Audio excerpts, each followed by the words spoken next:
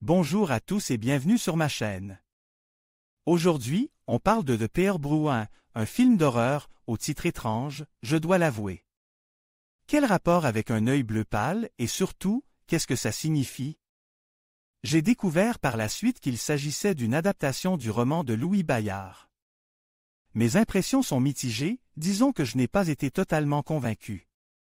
L'histoire commence par un suicide et une rencontre inattendue avec Edgar Allan Poe.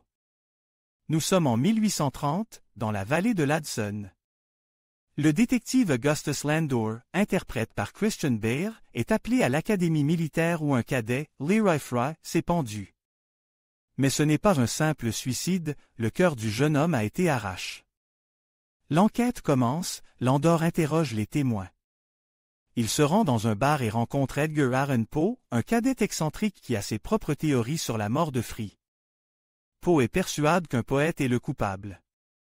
Ensemble, Poe et Landor reconstituent un morceau de notre trouve sur le cadavre, découvrant ainsi que Fry rencontrait une jeune femme. Poe, qui affirme que sa mère décédée lui dicte ses poèmes, apporte son aide à l'enquête. Il découvre ensuite un lieu de rituel sur le quai. Il consulte un expert en symboles et rituels magiques qui leur fournit un livre écrit par un homme ayant autrefois exécuté des centaines de sorcières.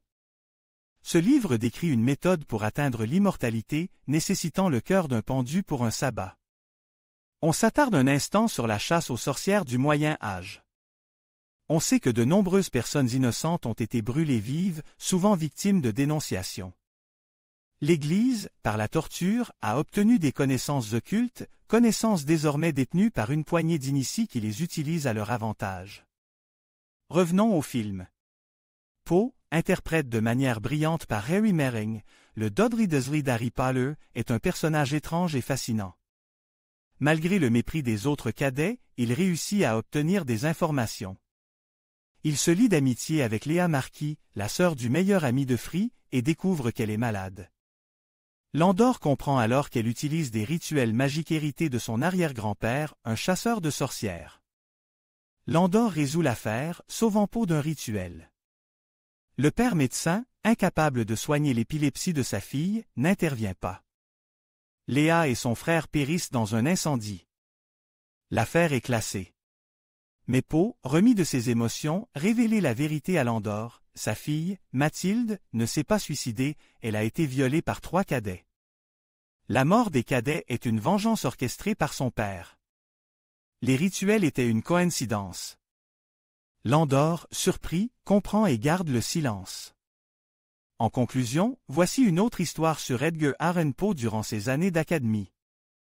Le début est lent, l'action ne commence vraiment qu'au milieu du film. Personnellement, je préfère Sleepy Hollow, plus proche de l'esprit mystique de Poe. The Peer Brew est un bon film policier, mais rien de plus. Cependant, la performance de Harry Melling est exceptionnelle, une raison suffisante pour le regarder.